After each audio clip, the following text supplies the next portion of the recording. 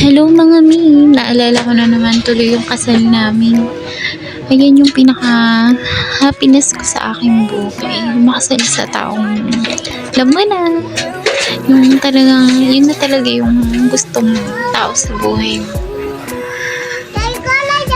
Dami pang joke dyan ni Judge, pero ayun nga pala, nagluluto pala ako, nakalimutan ko. Yung niluluto ko nga pala dyan mga amigo mo, corn beef na may patatas, tas sinamahan ko na rin na repolyo para dumiday kasi ang dami namin eh. Siyempre kulang sa amin yung mga ulam na pang simple lang, yung pang small family, big family kasi kami. Kaya pasensya na kayo.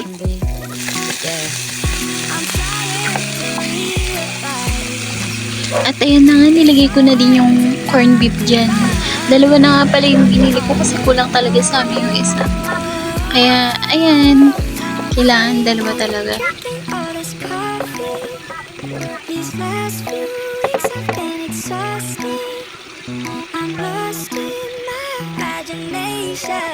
And there's one thing that I need from you. Can you come through?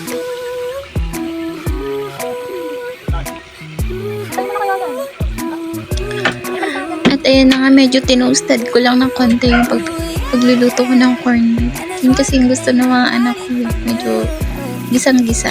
At saka nilagay ko na rin pala yung repolyo dyan para pampadami, para magkasya sa amin yan kasi talagang hindi kasya sa amin yung mga ulam na kukunti lang kasi six kami sa loob ng isang bahay na to.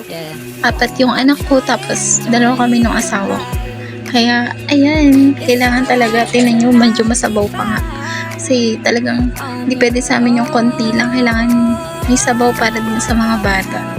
Para kumasya sa amin yung mga ulam namin. Kaya, baka i-bash nyo ako dyan na mga miha. Pasensya na kayo.